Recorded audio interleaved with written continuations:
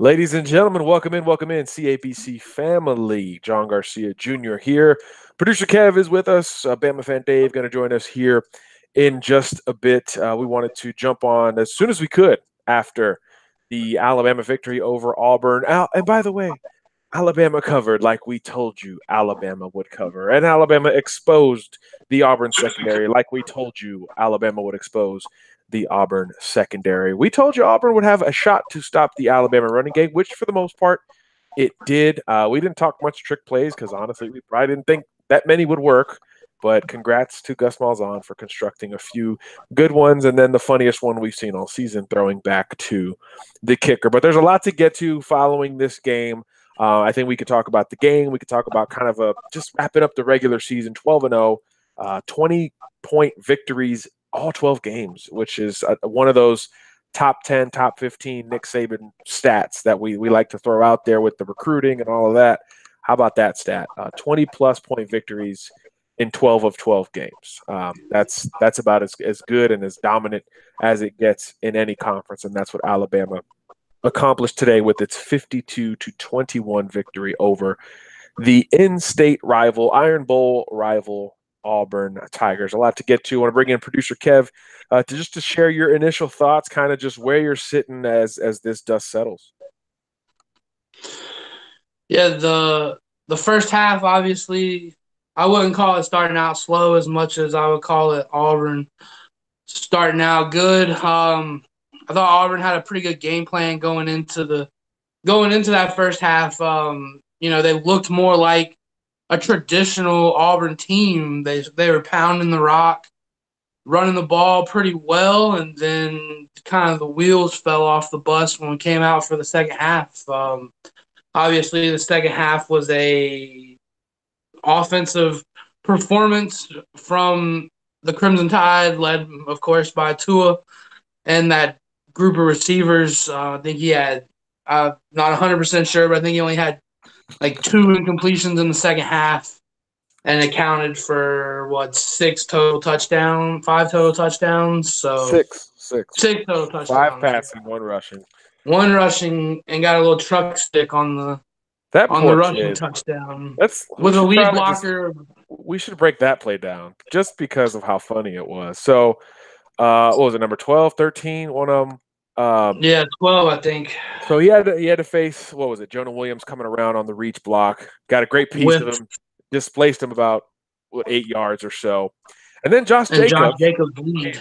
With the block, displaced him about another 10 yards. And then with his momentum completely gone, his foundation just off balance, Tua lowers the shoulder and truck sticks him. So that was symbolic of the game for what Alabama was able to do. That poor kid had a rough day, but Tua was Tua. I think he missed some throws early on, but nothing too glaring.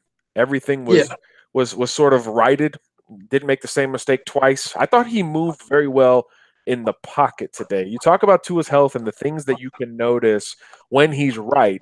Sure, it's easy to see, okay, he's running for first downs. He's pretty healthy. Absolutely.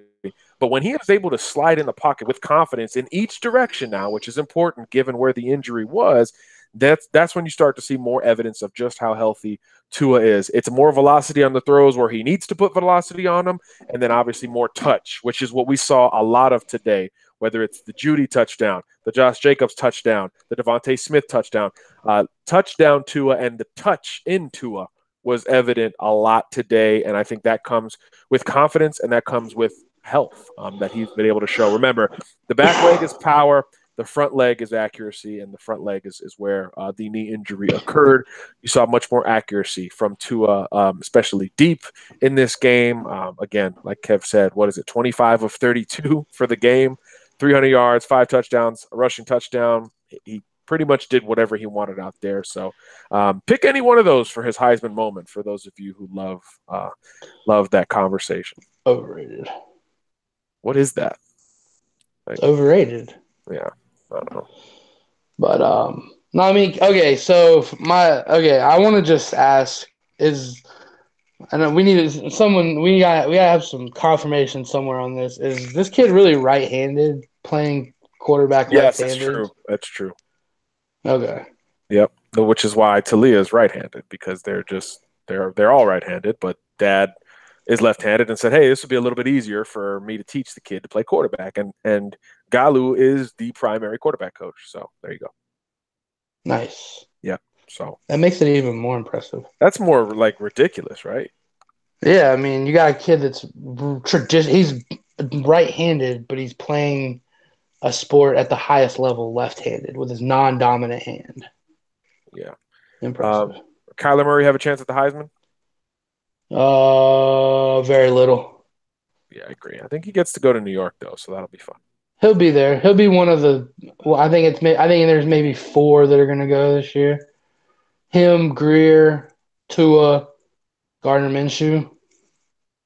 Yeah, send Gardner to New York. Why not? Why not? Terrible last night, but why not? Why not? Yeah, it wasn't great last night, but I think he's put together a pretty good body of work. Absolutely, absolutely beat some really good teams. Should have beat USC for the millionth time. I know I've said that a lot, but he should have. So, all right, let's get back to Bama. Alabama, of Yeah, course, dominant against Auburn. You saw the trick plays. All of the scoring opportunities for Auburn were kind of predicated off of gimmicks, whether it was the double pass, which you got to give credit to Gus there because Ryan Davis is a 4-year guy. Everybody knows he yeah. played quarterback in high school. Alabama recruited him, so they definitely knew he played quarterback in high school. So you give credit there.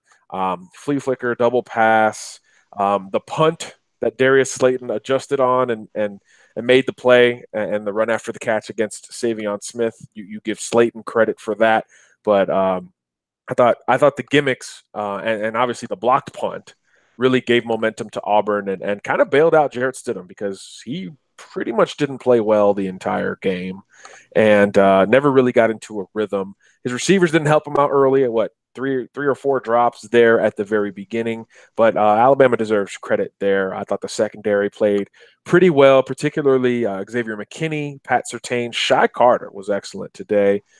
Those guys all sort of get game balls. The D line was the D line. It's kind of what we expected, minus the injury to Isaiah Buggs. We don't know how severe yet. I'm sure we'll be hunting for some Nick Saban quotes. I know Buggs got cut early in the game, tried to come back a couple of times, and it just wasn't right. It just didn't work. So you wonder how he is doing at this point, and you start to look ahead to Bama, Georgia, which is what we've really done since the summertime, if you think about it.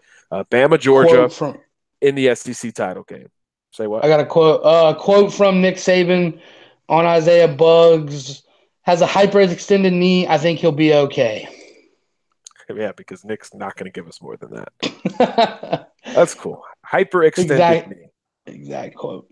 Yeah, so we won't know any sort of damage or anything like that. Obviously, the fact that he tried to go back out is good. Not on him because the kid's going to try to go out every time, barring paralysis almost. A kid's always going to try to go out, but the fact that the medical staff put him in the tent and then let him go out, I thought was extremely positive in terms of the fringe nature of whether or not he is good to go. So if it was just on the other side of that fringeness, obviously there's 7 days to make up for that. So you hope that Isaiah Buggs can be ready to go for the SEC title game. I thought defensively they all kind of had their moments. Anthony Jennings with the interception, he was pretty good off of the edge. Christian Miller did his usual thing. I thought Raekwon Davis played maybe his best game of the year. LeBron Ray came in, Definitely. 4 bugs, and was very effective. You see the flashes every time with LeBron Ray. He's the early Quinnen Williams of 2019 breakout candidate, I think. And every time he's in there, just like Quinnen last year, kind of shows you something. Again, the secondary I thought played pretty well. Savion Smith, he's the gambler. We know it's going to be high risk, high reward. Pat Surtain, very good again, and he got a nice hit stick on a kicker, which nobody would have predicted. So, or a punter. That call was funny.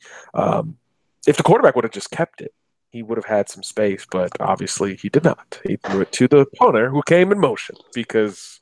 Yeah, that's what you got to do when you play Alabama. Like it was like we've never done Like any I'm of this. cool Let's with just make it up.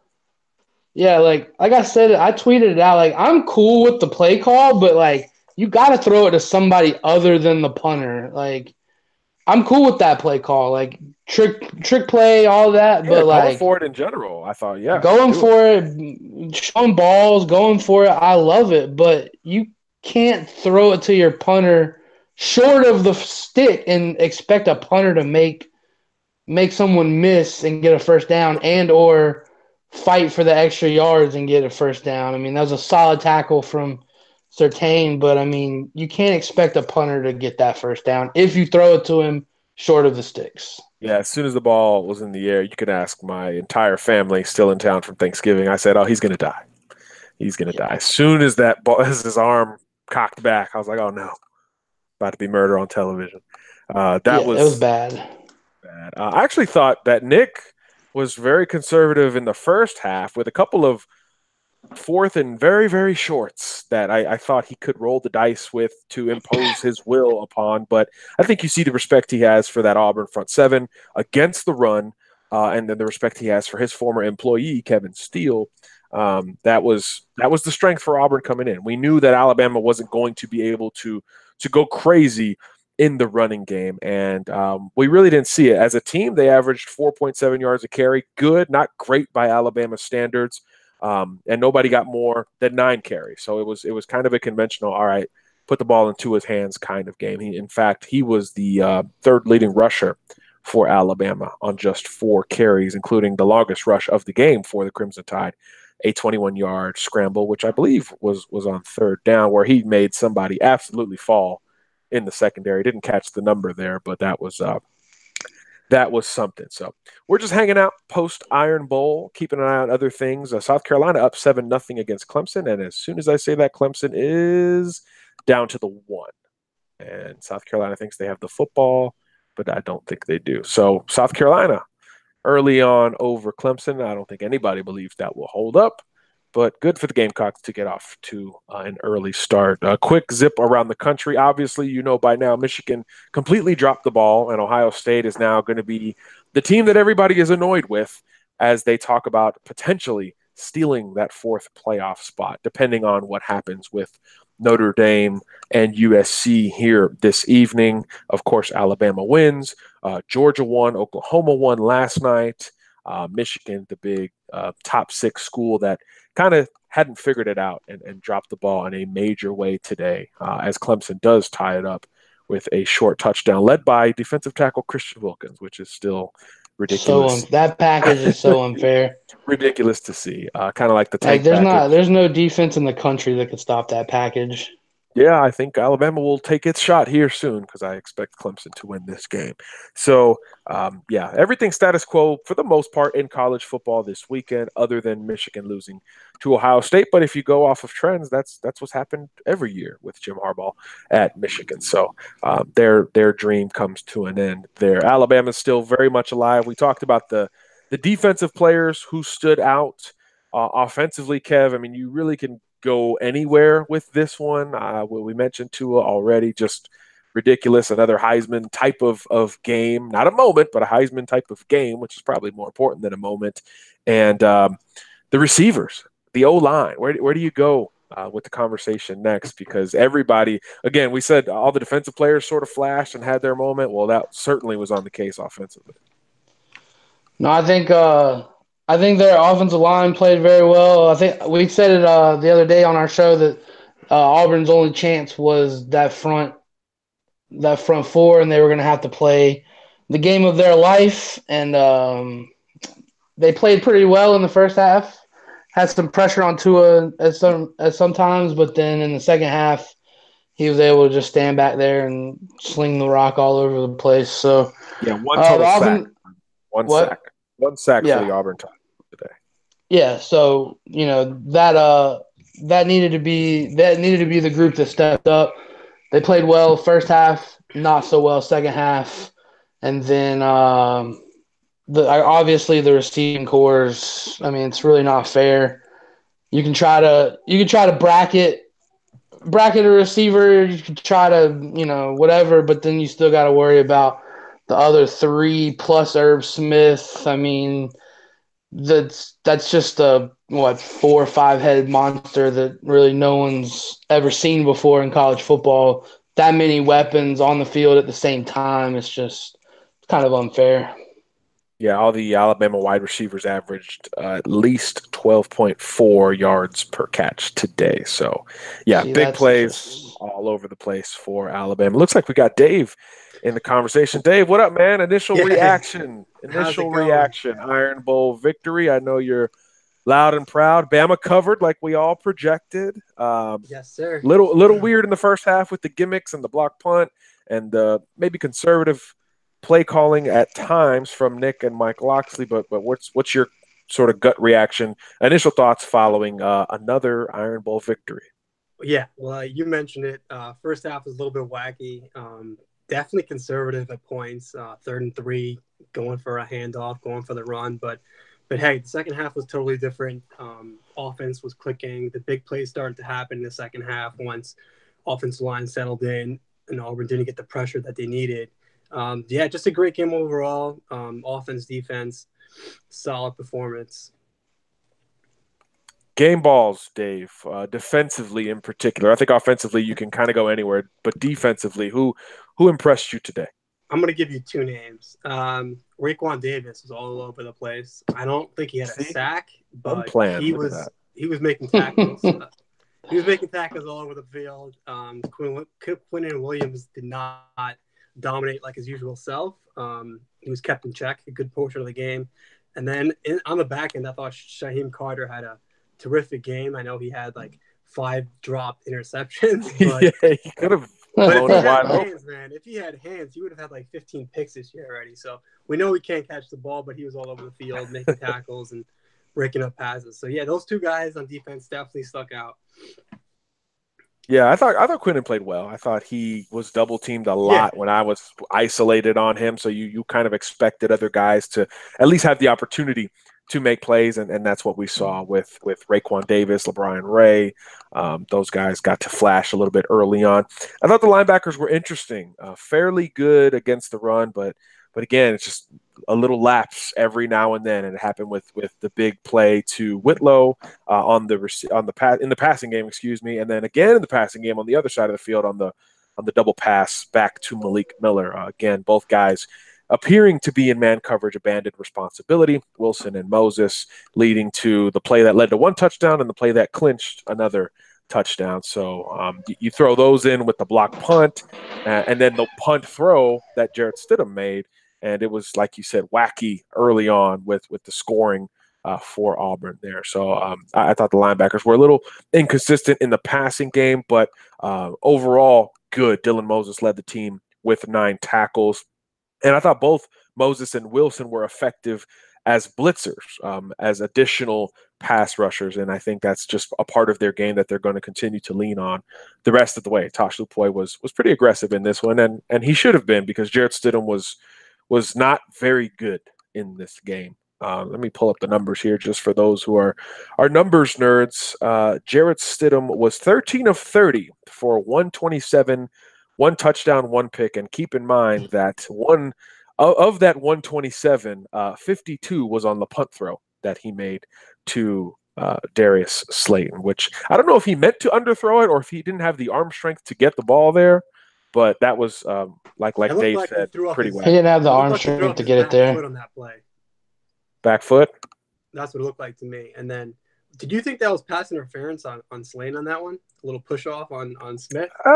Probably could have, but I thought Savion had his hand too, so I think that was a kind of a tomato. Hey, The refs were up and down as yeah, usual in this game. Missed a couple missed calls. I think both ways actually. A couple missed calls there. Obviously, Auburn gets a big touchdown run called back, but I think it was the right call. It was holding on both sides with Sal Cannella, and then a couple missed face masks on both teams. It was just a little. It was almost conservatively officiated. I thought they were holding the whistle, swallowing the whistle, as they say. But I don't think it really changed the game much. yeah, agreed. Yeah, I know Gus blew up after that that holding call. That's a holding call, but that you see that play not being called so many times. So kind of surprising that they actually did call him for holding on that play. Yeah, I agree there. Health-wise, what the O-linemen were back, right? O-linemen were back. I know Yeah, Bugs Deontay Brown started. I think Bugs is going to be okay per Nick Saban post game.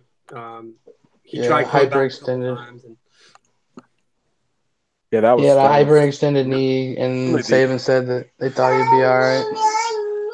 Yeah, Jared Maiden was, of course, not injured, but did get ejected for targeting, so he'll miss the first half against Georgia. Not huge news, but could be something of note if Georgia elects to go 5 wide. But I wouldn't if I was Georgia. I think Jake Fromm is playing really well within that offense, and not that they played anybody against Georgia Tech, but that could become a factor if they really wanted to open it up against Alabama. But not many people are having success throwing the football against the Tide. How about Pat Surtain, Dave? Freshman.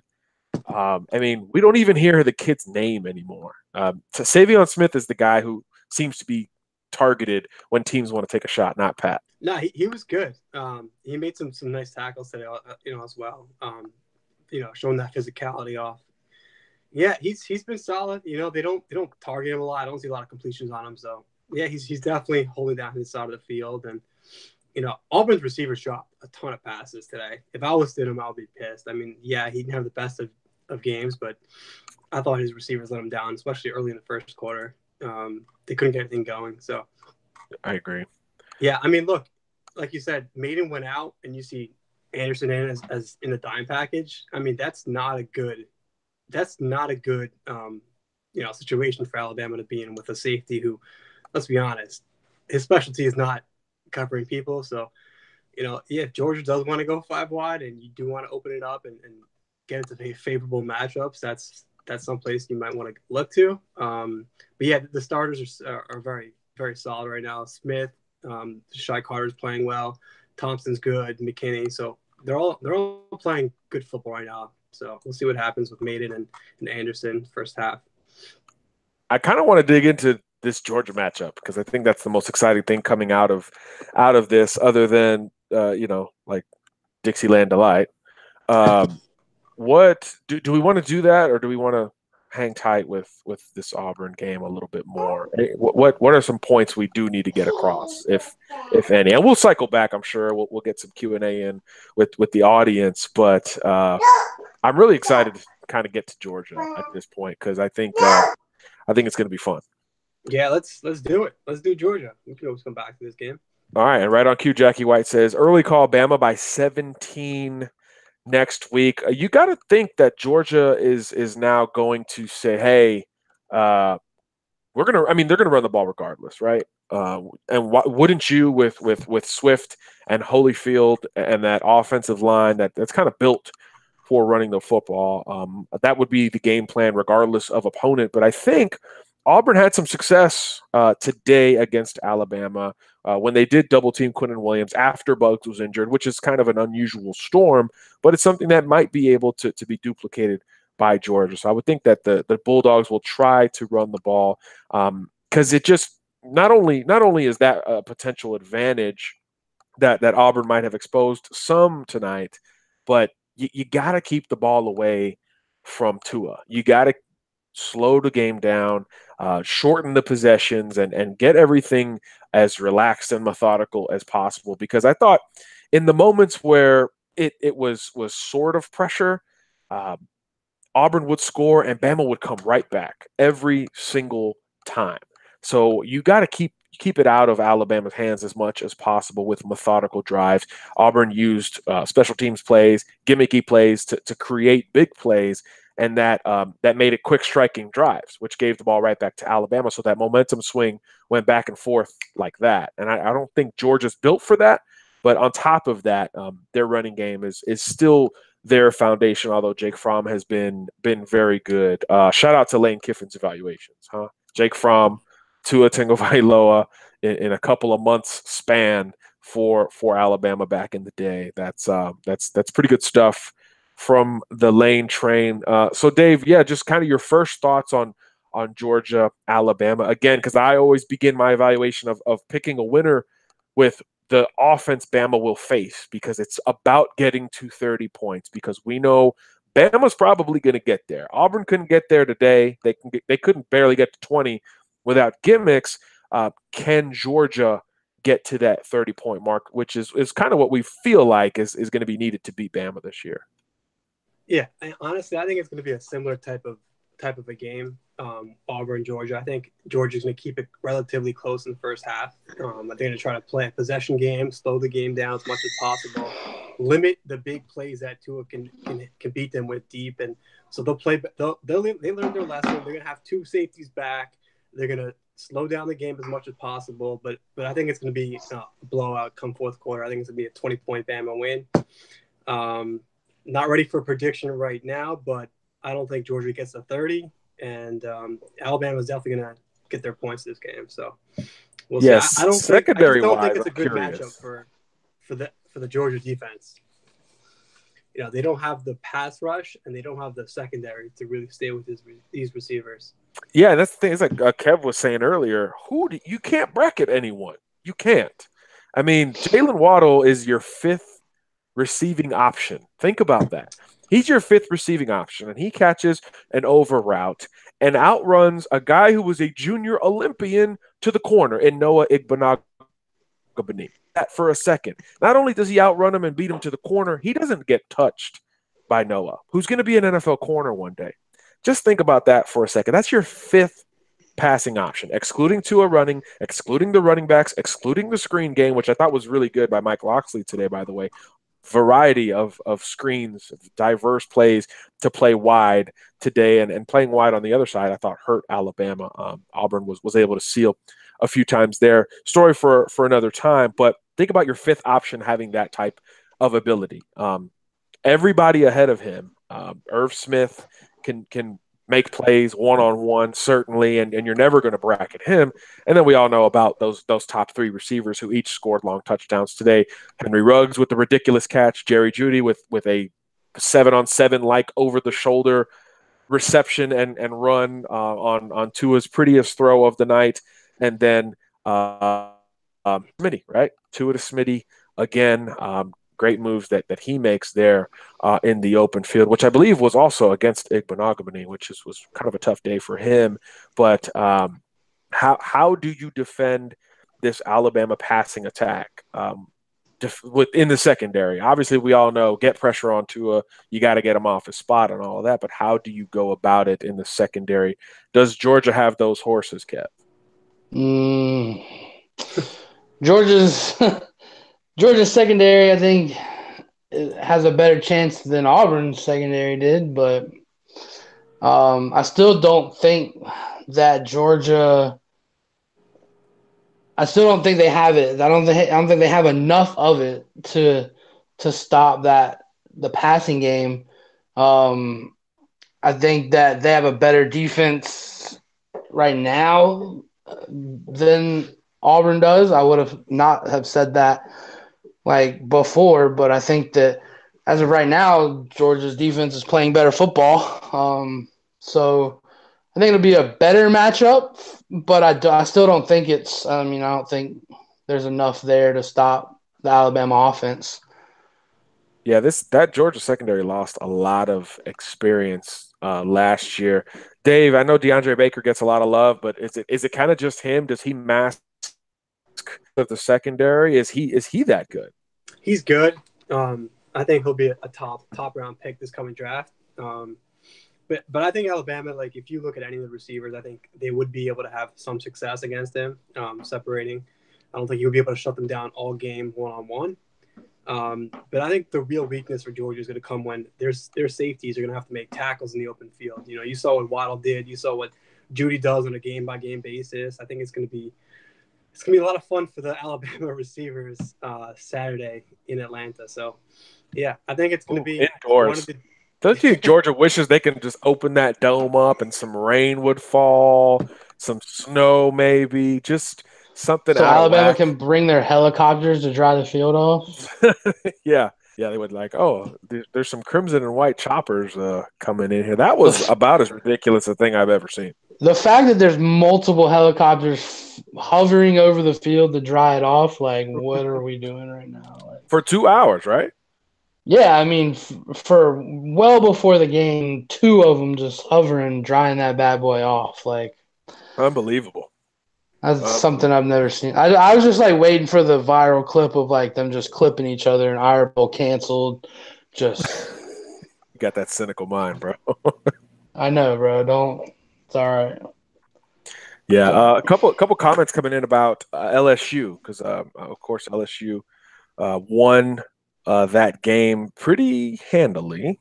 Of course, Georgia's only loss of the year, and the comparison between these two teams.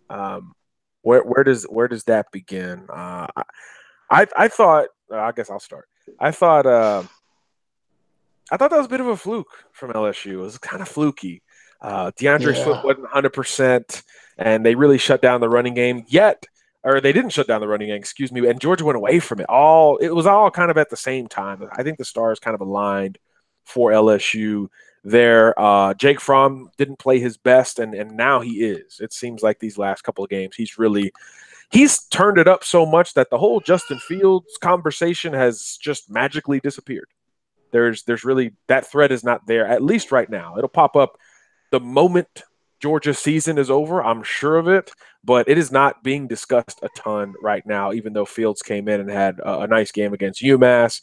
I don't know if he got in tonight, but obviously he's gotten some reps here and some experience, but I think it's very clear this is Jake Fromm's deal, but he was not playing like that during the middle of the season when LSU smoked them. And then LSU defensively, I thought, got away with some things. Like we said, Georgia was able to run the football on LSU, much like Alabama was to some degree, and they went away from it. So I think you learn from your mistakes if you're a championship program, and like it or not, Georgia is a championship program. SEC title last year. Obviously, we know what they did in the national championship game, getting into overtime. So they should make that adjustment, you would think. And I would expect a 50-50 type of attack from the Bulldogs offensively. Now, planning it and executing it, two different things. Ask Auburn. But I would expect that type of plan to be sort of a ball control angle from the Bulldogs. But Jake Fromm, as we know, pretty capable. Kev, where you at with Bama UGA? I think it's gonna be like for me, I don't understand why there wasn't a change made like there in the middle of the season when he was struggling, but now that he's kind of got himself back on track a little bit, them sticking with Fromm, and I think that if he struggles against Alabama, who knows? We might see a Nick Saban moment and switch mid game to the freshman, and Justin Fields might get some playing time, which he probably should if Fromm starts to struggle. But because we all know that mobile quarterbacks give Alabama trouble, and that'd be a nice wrinkle for them if they can get if Fromm starts to struggle like he has some this year. I still think that the Alabama defense is going to play well. They're going to be it's going to be a tough game for Georgia, and I think that Alabama wins. Alabama wins convincingly. I don't know what. I don't know. Well, I'll wait and see what that spread is before I say whether or not they cover or not, because God only knows what they're going to make the spread. So it won't be 24. We know that. Yeah, so we'll see what that is before I decide on whether or not I'm playing points on that one. Yeah, Bama's covered all but twice? A&M and Citadel, I think. A&M Citadel, yeah. Yeah, that's about as impressive as it gets. Speaking of quarterbacks forcing transfers, Trevor Lawrence with a touchdown pass. There you go. Clemson's back on top over South Carolina and probably will remain there for the remainder of the night. He's good at football. Pretty good. Tua versus Trevor, that much closer, hopefully. It's happening. It's happening, right? Saw the pictures of him talking to DJ Ugalele or whatever his name is. Say it. I said it. You said ukulele. That's what I said, isn't it? Close enough. Ugalele. DJ Ugalele, DJ. who unfortunately lost last night to Mater Dei, but was at Clemson today. So yeah, I think Dad is there as well. So Clemson's got 2 trips out of the California quarterback, and I would say they are really the front runner to land him. Of course, Bama has a 2020 quarterback verbally committed. For those who don't know, Carson Beck out of Florida there. So yeah, let's kick it to Dave. Let's play Las Vegas, man. Create a line. Create a line for Alabama, Georgia, in Atlanta, indoors. Give me 13. Plus 13 for Bama. Someone's saying now on the chat that it's 5.5. That's too low. Wait, plus? No, I mean that's easy money, that's no? easy money. Plus 13 or minus 13? Plus 13 Bama. He meant minus 13. Okay. Minus 13. Bama favored by 13. Bama favored by 13. Yeah. I mean, if we're going 13, they cover. Yeah, teens is about right. If Auburn was 24, and as Timmy G pointed out, Georgia beat Auburn 27-10, and so Alabama nearly doubled that here tonight. It's going to be something like 15.5 or something. How do you guys feel about the common opponent thing in terms of trying to gauge a game? It's stupid. I knew you were going to go there. I was trying to set it up, man. Sorry, but it's dumb. Go ahead. Just go ahead. No, it's dumb. I hate that crap because then you get that person who sits there and they wormhole for 2 hours and they come up with, freaking Southwest Missouri State A&M is better than Bama somehow because they won some game and then that team beat this team and down the line. So common opponent's stupid.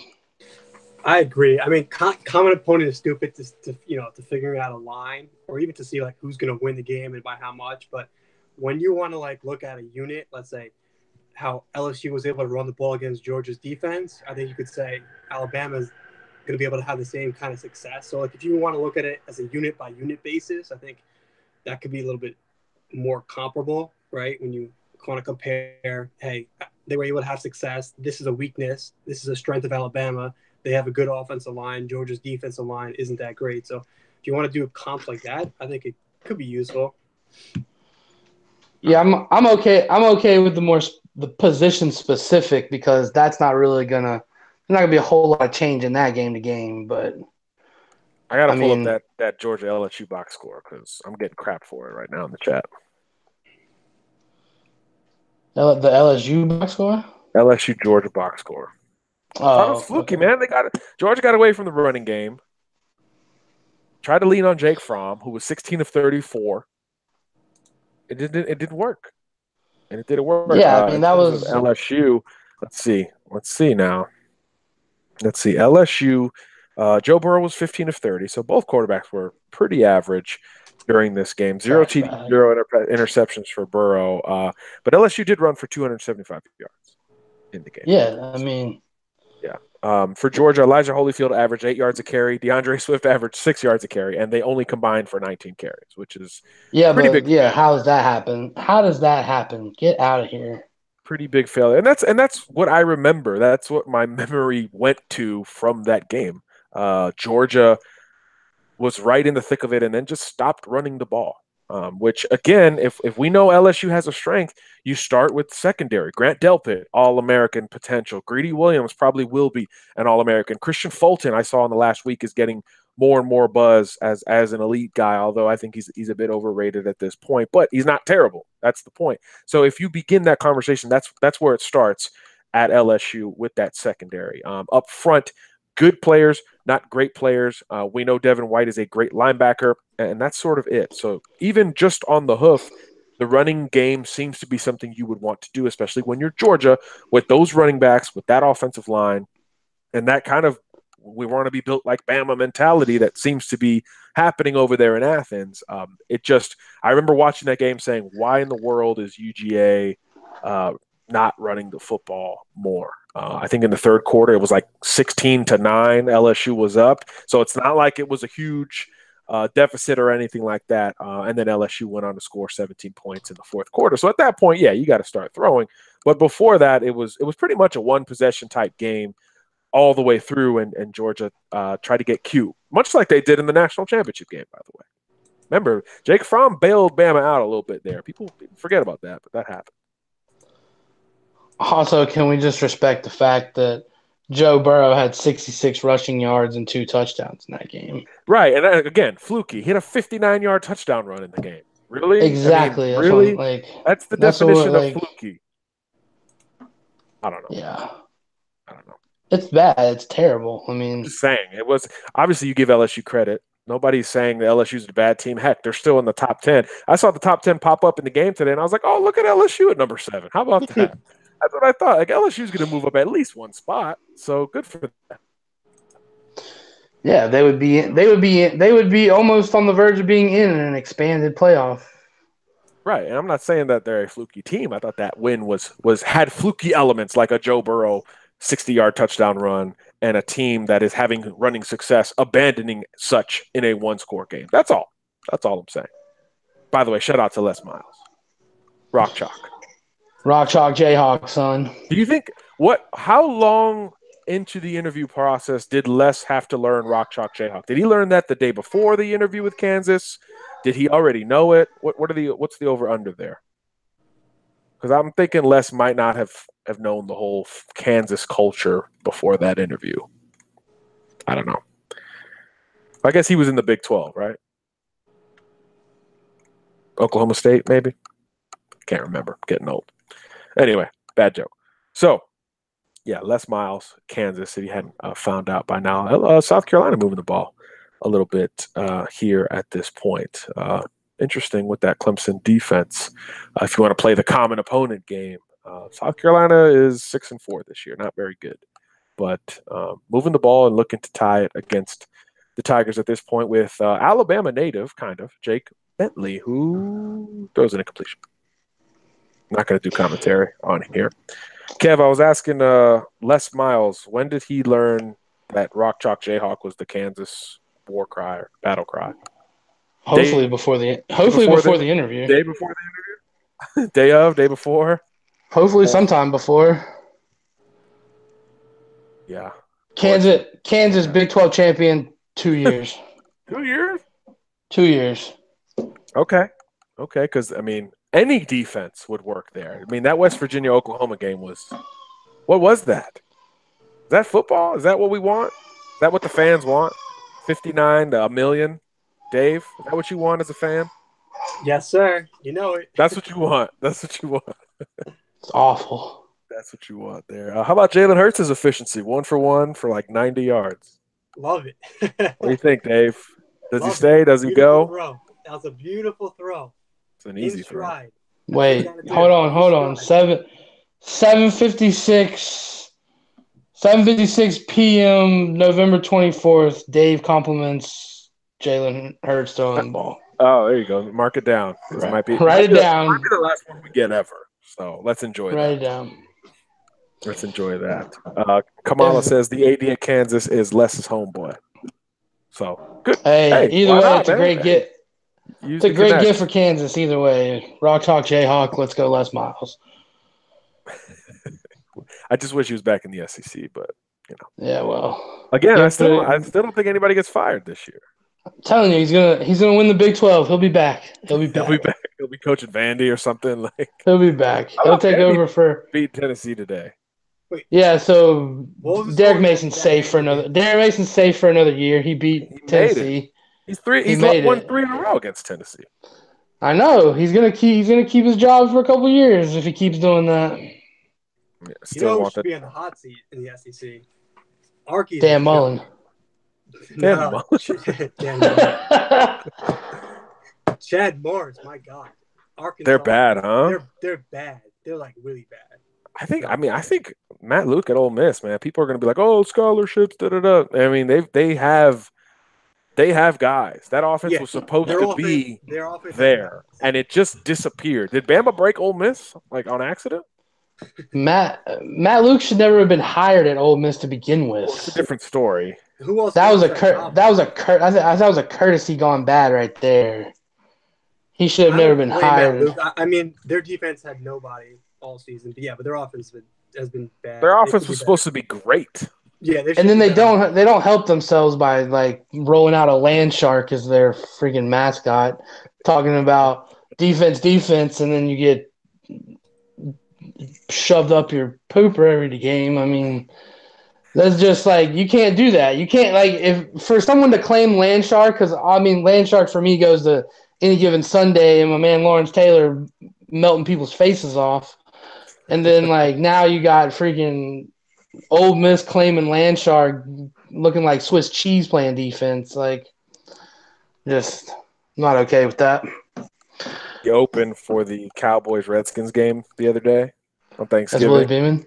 and he threw like a piece of cornbread or something at the camera, and I was just thinking Willie Beeman, man, steaming Willie Beeman, son. the man, Top, best fictional best football, best football movie ever. That's my favorite. It's most realistic. I'm from Miami, so I was probably pigeonholed into that. But the Miami Sharks, son. The unis. I mean, Jim Brown, Lawrence Taylor, Terrell Owens, Jamie Foxx, Ricky Cameron Waters, Diaz, Al Pacino, man, Ricky Waters. Yeah, it's hard to go against Al Pacino. The dude who played Hades and Hercules in real life. The dude that played in the program. Yeah, everybody was in that movie. He plays the dude with the alligator in the shower. If you didn't know, that's my favorite character in the whole movie. Shock! Everyone is shocked about that. The O lineman with the alligator. That was my favorite. We had like eyeballs on the football field at fake Cowboy Stadium. It was great. Like that was like the most unrealistic thing. My man got his eyeball gouged out. Eyeballs on the field, puking everywhere. It was great. Yeah, it was great. Amazing. Dave, you were asking Tennessee Vandy. Yeah, what was it was 20. Oh my God, 38-13. I was selling them short. I was going to go 28-13. You know, that's the last time I saw. That's a bad job on Pruitt's part. How do you give up 38 to Vandy? That's the last two games. Because Shermer played like a freaking boss. Yeah, he did. He completed like his first 18 or something. Yeah, he was. Last one I saw, he was 20. 67. Yeah, boss status. That's crazy. My man's getting himself a bag.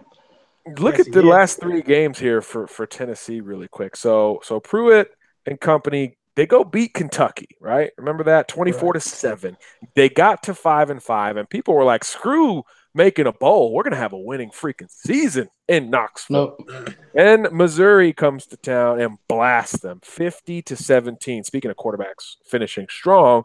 And then Vandy, they go to Vandy and lose 38-13. So in the last 2 weeks, 88-30 score differential for Jeremy Pruitt after upsetting Kentucky. So that's kind of a weird one. I didn't expect that one.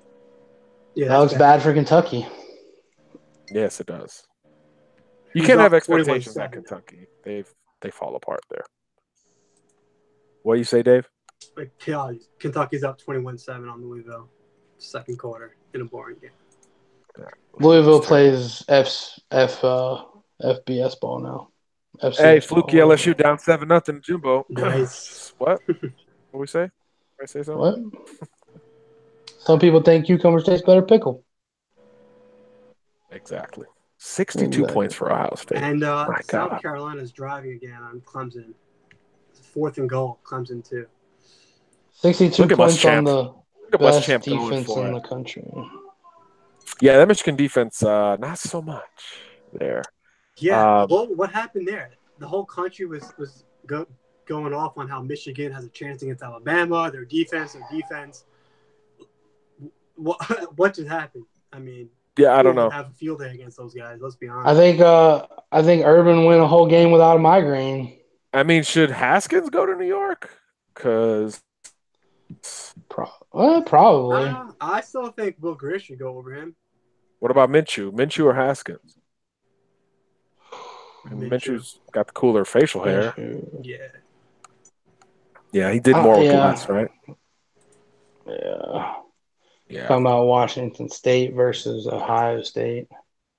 Yeah, Ohio State limping in once again. I mean, are they going to – okay, so the conversation is now going to shift to Ohio State versus Oklahoma, assuming both win their conference, even though the opponent has several losses with Northwestern and Texas. But let's assume Oklahoma beats Texas, Ohio State beats Northwestern. Who should be number 4? Assuming Notre Dame takes care of USC tonight. By the way, Clemson stopped South Carolina on 4th down there, so they retain their lead and now have the ball. It's going to be Oklahoma, Ohio State in the conversation here. Where should it go? Do you go off of worst loss, which is obviously Ohio State losing to Purdue, compared to Oklahoma losing to Texas, which they would obviously avenge in this scenario? Do you just go off of talent? Do you go off of really the best team? Do you go guy for guy, Haskins and Ellinger and so on and so forth? Do you do that? Because I think then it would probably be Ohio State. I think No, I mean, go ahead, Dave. No, if both win out, like you said, I think Oklahoma gets the nod over Ohio State. They've been ahead of them in the polls, right? Yeah. So, yeah, Ohio State was coming into jumps them by winning big over Michigan. They had Oklahoma had a big win over West Virginia, and then they beat Texas. So Texas is a better win also than whoever was getting into the Big Ten, whereas Northwestern. Northwestern. So, yeah, that's not a big win. So I think they're going to give the Big 12 the nod there. I need to see these Clemson receivers against this Bama secondary. Like, let's make this happen. It's going to happen. I think T. Higgins just dunked on somebody. Oh, my God. T. Higgins, man. T. Higgins and Justin Ross, like, that's like basketball, man. That's crazy. I think and then they got Hunter Renfrow on year 36 in the program. So when you look at the Alabama-Clemson matchup, right, you're looking at possibly 4 to 6 wide receivers being drafted in the first 2 rounds, not to mention back-to-back number 1 picks in the NFL draft with Tua and those 2 quarterbacks. Yeah. But look at the receiver talent on both sides. You got Bama's 4 and you got Clemson's Higgins, Ross. Hunter Renfrow is going to be a little slot guy for 10 years. So Hunter Renfrow is going to get drafted by the Patriots and play 12 years. Yep, and kill the Jets every Sunday. Yeah, right on cue. Trevor Lawrence hits Justin Ross because right on cue. Yeah, that'll be fun. That'll be fun. So yeah, Kev, where are you in the Oklahoma versus Ohio State conversation? Assuming they both win next week. Yeah, I mean, I think they do both win, and then I think you go with Rafael Monroe says UCF, by the way, also should be in that conversation, despite their quarterback's knee being an outer space. I mean, I would be okay with UCF if freaking Mackenzie Milton's leg isn't getting amputated at the moment.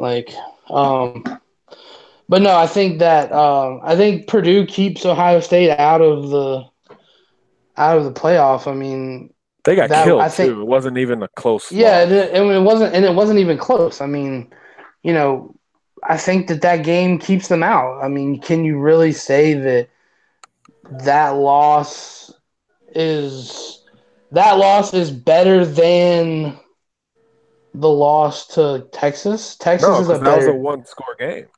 Exactly. Game. You're talking about game. Texas was up big, and Oklahoma came back, and there was kind of a sense that if that game was a couple minutes longer, Oklahoma runs away with it.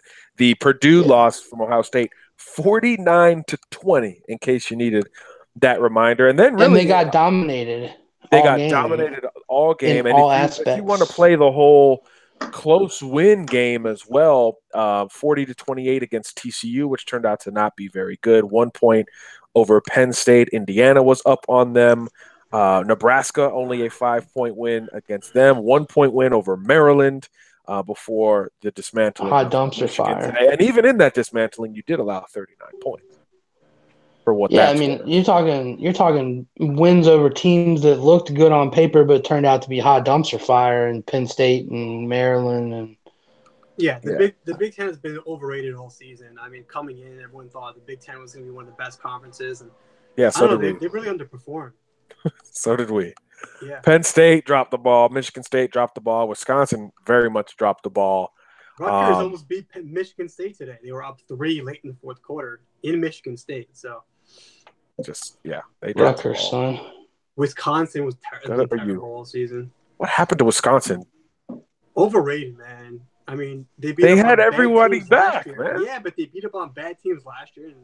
O-line, quarterback, running backs. Jonathan Taylor from your neck of the woods. It's all going good. Until it wasn't. Do you think Ohio State's off-field issues will affect the voting at all for that 4th seed? That's a good question. Probably not. But if it did, they would use the arguments we're already using against them. Right. That's what I'm saying. They're not going to come out. They're not going to know. So I think it could impact, but that will never be public. That will never be when they have the stupid show and they have the recap.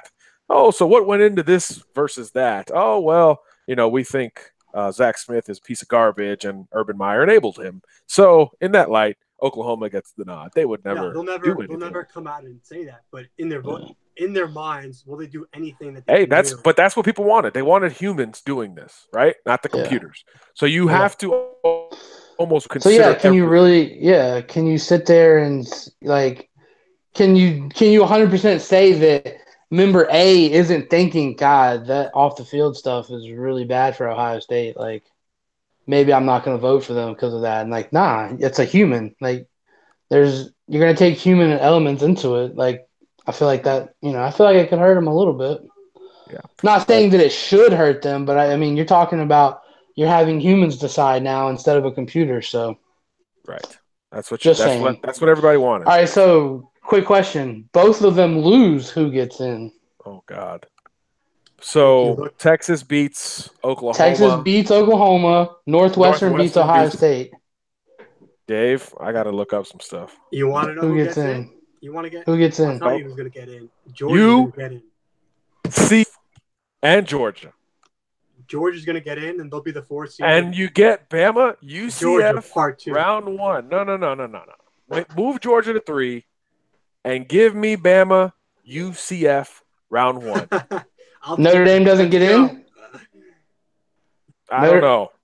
We're playing Doomsday, aren't we? Are we playing Doomsday scenario? So you're saying? I said if Ohio State and Oklahoma lose, not if Notre Dame lost.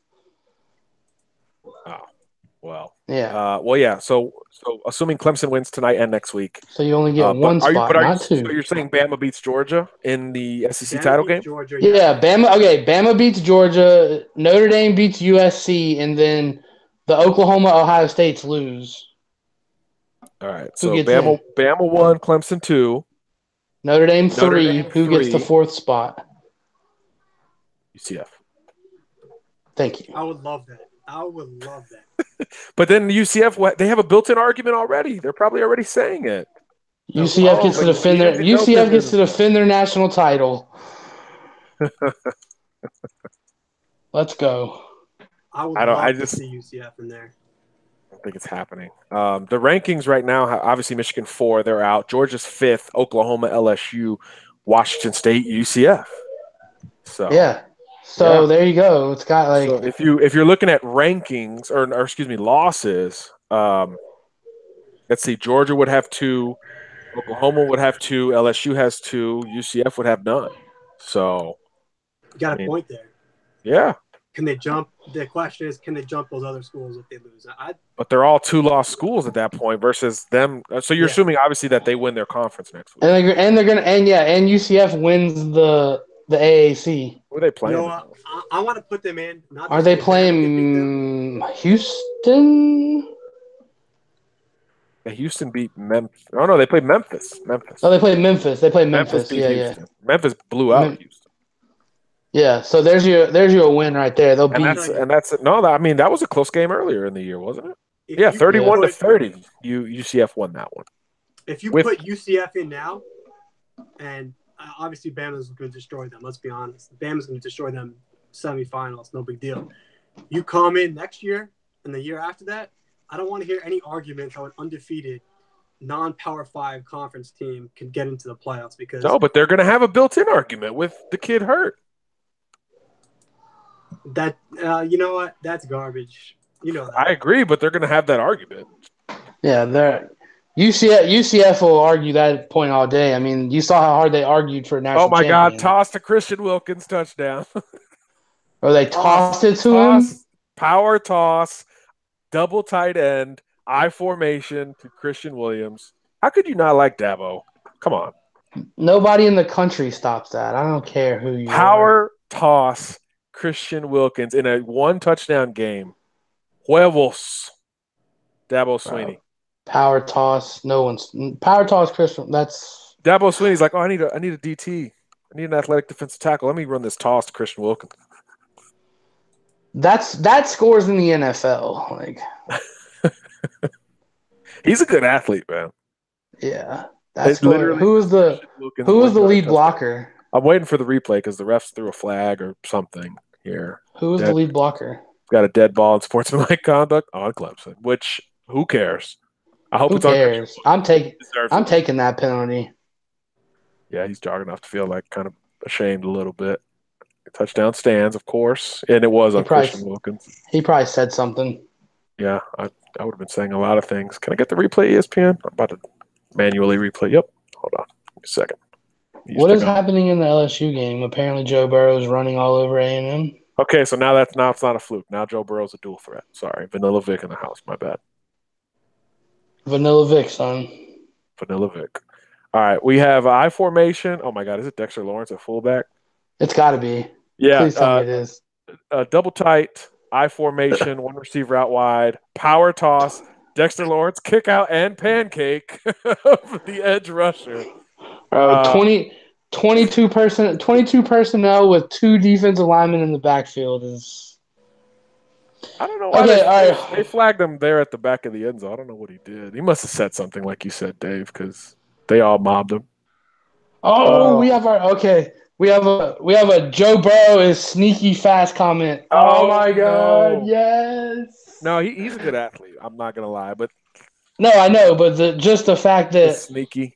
Me and John have a thing about calling white quarterbacks sneaky athletic or white anything. because it's a double standard when it goes to it because I love it. They're gym rats. They're just they're sneaky athletic. They work harder than anybody. Blah blah blah. No, the kid's an athlete. He's not like Adam Thielen's getting that right now, and he leads the NFL. Yeah, and then my favorite one is Christian McCaffrey when he was at Stanford. Oh man, Christian McCaffrey at Stanford. Oh, he's a hard worker. He's got such a motor. He's the first one to the gym, last one to leave. No, he was probably one of the best athletes in the entire country. Just because he's guys, I got Caucasian. Some breaking recruiting news for you. Oh boy. Fans. First domino of the weekend is a 2020 kid, Javon Baker, I'm hearing, is a commit to Alabama. Wow, I have an analysis written for a 2020 verbal commitment, but it is not that one. That's big. Well, that's what I'm hearing from my source. Not sure when he's going public, but he should be going public shortly. Wow. Good for Bama. That will not be the last. I guess I gave that away. Good player. No. Good player. He's he's on the Cam Newton 7-on-7 team. Saw him play a bunch this offseason. Good size, good hands. More of a possession guy at this point, but has plenty of room to fill out. So if this news is true, big for Bama, and what a way to kick off SEC championship week than pulling a kid from the Atlanta area who Georgia also wants. Dave, are you familiar with Baker's game at all? Anything? Not so much. I saw a little bit of his sophomore film. Skinny kid, as you said, needs to fill out. Good route runner. Solid receiver, but I really haven't seen his junior stuff at all, so I'm not going to comment. But if they're taking a receiver at this point, they definitely like him. So I know they've been turning down some kids in the 2020 class, so they definitely are high. There's going to be a lot of shuffle in 2020. I'm hearing actually a couple of current verbals may not remain as such. Not right now, but down the line. There's Bama's going to go back to the old Bama in recruiting. I think the 2018 class with the numbers and the perception and all of that kind of lit a fire under them, and they're going back to savage Bama recruiting, dropping kids whenever they want, asking for gray shirts when kids aren't ready, and just doing what it takes to build top classes. I don't think there's going to be a whole lot of what's the word I'm looking for? PC-ness, and a long touchdown pass for South Carolina, by the way. So this is fun. There's just going to be a savage mentality to Saban here in 2019 and 2020. and beyond. But Baker is a good take in a lot of ways. And one thing we do know, Dave, we've talked about this, it's going to be a wide receiver heavy class because this class appears not to be. Does the Javon Baker commitment, if it happens, kind of tell you that they might be done at receiver in this class? I don't think it means anything for this class, but we know that there's not that many targets in the 2019 class of wide receiver. I think George Pickens might be the only option left. The 2020 class is going to be heavy wide receiver. Expect 4 to 5 guys, and there's 4 to 5 talented receivers because there's a need come 2020 right after the sophomores this year. At least 2 of them you would expect to go to the NFL. So there's definitely going to be a need for immediate playing time on the wide receivers. So, yeah, expect some good wide receivers next class. That's going to be an interesting conversation. We might as well just have it now. Sure. These receivers, man, let's assume they're all healthy and they continue to progress and they continue to play at this level for Alabama, meaning Judy Ruggs, Smitty. How do they figure it out? I mean, if you're an NFL scout, how do you peg these guys? Because they're all similar in size, they're all fast. How do you rank these guys in terms of the NFL itself? I think right now I know who you're putting number one. I got first round grades on both Judy and Henry Ruggs right now. Like if they decide after next year, they're healthy, kind of similar kind of season to this, they're going to go in the first round. The only one I'm not sure about is Devontae Smith. I think he might come back for a senior season, but he's also like the top round pick. I'm not ready to say he's a first round pick, but he's on his way to being a top round pick as well. You still want to see him put on some weight. He does need to fill out. So he's the lightest. Like he might benefit coming back for another year, especially with the deep wide receiver class in the NFL. For the NFL, that's the T. Higgins, Jerry Jeudy, the kid from Colorado. Forgot his name offhand, but Chenault. Yes, Chenault. It's definitely a loaded wide receiver class for sure. Yeah, that's going to be a conversation that pops up a lot with. Talk about helping recruiting. I mean, Bama might have 2 first-round receivers in the same year, and then in theory, if Smitty does come back, like you say, Dave, and then Jalen Waddle has his progression continue, he could be ready. So you could maybe have 2 years in a row with multiple very high-round receivers going from Alabama, which we know has never happened because it's usually one guy. So that could be really interesting, and that's without even knowing the ceiling progress of Tyrell Shavers, who's the big guy of the group, and we all know the NFL loves big wide receivers as well. So that's going to be very interesting, and obviously that's not counting anybody that is on the roster right now in terms of young guys or current or young commits, things like that. So it's going to be interesting at wide receiver. The lone receiver commitment again in 2019 is John Mechie, who is actually on campus right now, which with pretty much every Alabama commitment. I know there's recruiting questions out there. Dave is reporting that Javon Baker is in for Bama, but there's going to be a lot more returns as this night progresses and obviously as the weekend progresses. Remember, official visitors there as well, including those IMG guys who arrived Friday, like we reported. They're all there. They're all confirmed. Nakobe Dean is confirmed to have visited as well. So big weekend in Tuscaloosa. Of course, we'll have a lot more on that later this weekend and into next week. All right, Dave. Where else you want to go with this conversation? You guys want to talk recruiting now? We haven't heard the Dave spiel on recruiting with this weekend, so why don't you just take the floor, man? I mean, yeah, I haven't heard anything yet, like any news other than Javon Baker, but you know how it is off a big weekend like this. A ton of top kids in town. I believe they had some 2025 stars. I don't know if they made it to campus, but I know Zach Evans was expected in town. Braswell made it. I know he was there on Friday. He might be one to look for as a possible commit sooner rather than later. Kenny Jackson, the defensive tackle out of Mississippi, I think was expected on campus. I'm not sure if he made it. But yeah, as the week goes on, we'll hear more and more how the visits went. And there was a ton of official visits as well. I think like 7 or 8 official visits, including the 3 IMG kids, all 5 stars. So yeah, it was definitely a big. What's your desire order from those 3 5 stars at IMG? That's tough. You can't beat flipping a Georgia 5-star commit. would definitely be tops. You can't imagine the meltdown that would happen in Athens if that happened.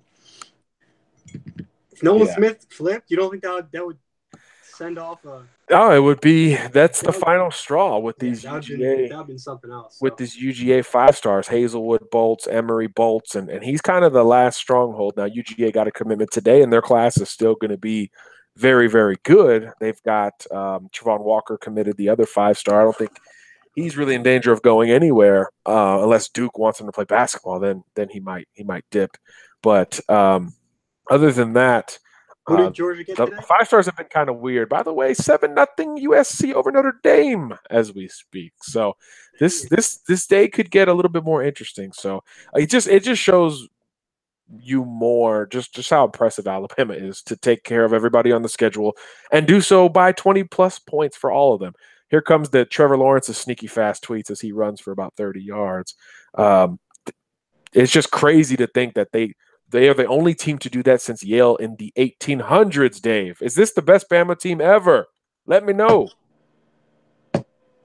If we win it all this year, it's definitely debatable for sure. It's to be determined. But definitely the best offense, and that's proven with the record that they broke today. I think the most points in the season. So, yeah, offense is definitely best Bama offense we've ever seen. Yeah. How good is Josh Jacobs, man? He's awesome. It's not even just his running; it's his receiving, his blocking is just so impressive. The only guy who I get more excited to see coming off of a pool to lead block is like Jonah Williams. Think about that. Like Jonah Williams is my favorite guy to see coming off because I just want to see how he executes. And then after that, number 8, Josh Jacobs, and he again on that Tua run, there was no other back that was going to be in there, and all those guys block well. That's the thing; they all block well, but that guy blocks the best. Great catch as well from him today. He's ready for the league, man. I don't think he sticks around. I think he's going to go. I mean, there's been some talk where like he might come back. I think he should go. I think there's nothing left he has to prove. I know he doesn't have a ton of carries, but he's got a young kid too. He should go. He showed it on the field. The NFL is more about traits than actual production. They know what this kid's about. So, yeah, I think he would be a good bet to go to the NFL this year. Any other recruiting tidbits? Any other recruits you're looking closely at this weekend? By the way, Jeff Carter rescheduled his visit. I know we talked about him a couple weeks ago being a guy visiting. He rescheduled it for the first week of December. So he won't be on campus today. He's at A&M for the LSU game. So the A&M commitment. So obviously that's interesting. But A&M commitment Christian Harris, is it Harris, the linebacker? Yeah, he did. He was on campus. Indeed, make it. So yeah. So there you go. 28-14 now, Clemson, by the way. So, Kev, you missed the Trevor Lawrence sneaky fast scramble. Trevor Lawrence is a good athlete. But is he sneaky good? No. He's not sneaky good just because he's white. Only he could run with his helmet off and let that hair flow. How do you think he's going to hold up against the Alabama? That'd be the most glorious thing ever. I'm going to let Dave take this one. Nick Saban apparently said that he thinks Jalen Hurts needs to think about transferring. What is that about? I didn't get that. What was that Nick Saban said about Jalen? Quote, we were talking to Coach Saban on Friday about the transfers of quarterbacks, and he said, I really think now Jalen has to think about transferring. And he said, I'm for it, right? He said, I'm for him to look at a potential transfer. But he look at the success of college football. And these are top-rated teams. The transfer quarterbacks have had in football, I mean, right down the list, they've all made a major impact. That was from the broadcast at CBS. So I guess in their pre-production meetings with Nick Saban, he's kind of admitted that, hey, you need to at least look at transferring. So this thing has become a complete 180 from Nick's perspective, from fighting for Jalen to presumably be the starter to basically saying, hey, if you love him, you'll let him go. So that's pretty interesting there. Maybe it's just Mac Jones' time to be the backup. Mac 10, son. Mac 10 is not going to be the backup. I think Little Lee is going to be the backup next year. How about that last night? I don't know if you guys saw that. I've got the NFHS app, and that was pouring rain, 40 degrees, and Leah's shoulder is messed up. The dude barely threw the ball in the first half.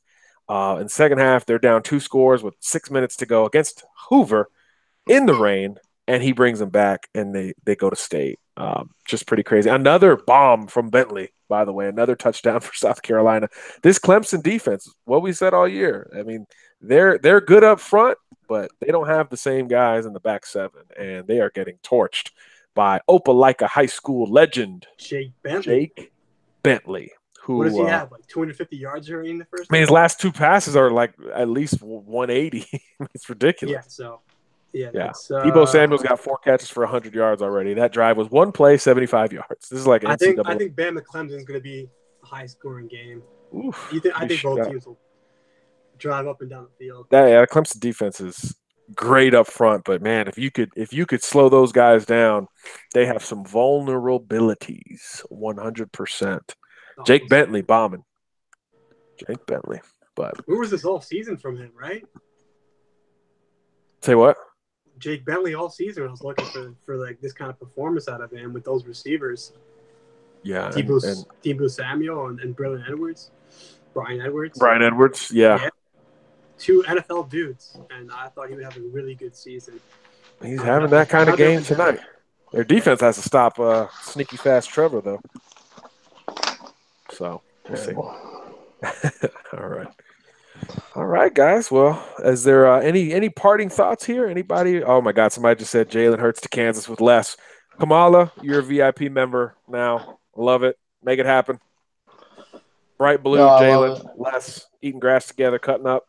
Rock Chalk Jayhawk, Big 12 champions. Yeah. How about it if Talia's the backup to Tua next year? That would be pretty amazing. Pretty amazing. But so what'd you say? Parting thoughts? What are we doing? Yeah, parting thoughts, man. What do you got? Let's start. Get some dinner in me. Start wrapping this bad boy up today. Yeah. So if you haven't already, check out the website, crimsonandbluechips.com. And when you go to the website, if you'll go ahead and start registering for your account, that way you can comment on stories and stuff like that. Also, what is that, like a login? Yeah, so you'll create your username and password and all that good stuff, and that'll allow you to start commenting on articles that we write, stuff like that. Also, it'll allow us to send you daily emails and stuff like that. So if you want to be a part of that, when you go to the website, go ahead and register for your account. And then if you haven't already, go ahead and hit the subscribe button, hit the notification bell. That way you get notified every time we post a video, whether it's going live, eval videos, stuff like that. Go ahead and follow us on social media if you haven't, at Crimson and Blue Chips on Facebook, CABC Pod on Instagram and Twitter. And then we all have our own personal accounts, BamFan Dave 2, producer _Kev, and John Garcia _Jr. There you go. All right, Dave. Just kind of your final thoughts here on the Iron Bowl victory, its importance, where you're at with this Bama team heading into Atlanta. Yeah, it's a good win. Always good to bring back the bragging rights in state. Shut up those Auburn fans. And it's on to Georgia. It's gonna be a week of hype. It's gonna be a week of reliving the 2018 national championship game. Yeah, that's true. But they already played the Aaron Murray, AJ McCarron shootout from a couple of years back. Yes, they already showed that one. Yeah, so it should be a good week. And like Kevin said, we're gonna have a ton of articles up on the site, crimsonandbluechips.com. Some new evals dropping this week, recruiting articles, and yeah, definitely follow along. If you haven't already, subscribe to the YouTube channel. Good stuff coming your way, and all for free. So, yeah, that's it. Signing off for tonight. All right. Keyword free. Yeah, free is cool. Yeah, it's free. It's for me. On a night where Tua Tagovailoa sets the Bama record for touchdowns in a game with 6. The night after his brother punches his ticket to the state championship game at Auburn, by the way. I'll be there. We're going to sign off at CABC. A lot of coverage coming at you, recruiting, football coverage at the high school level, of course, Alabama coverage, and we'll probably build into this hype for Alabama, Georgia. Real quick, guys, will it match the hype for LSU, Bama? No. No?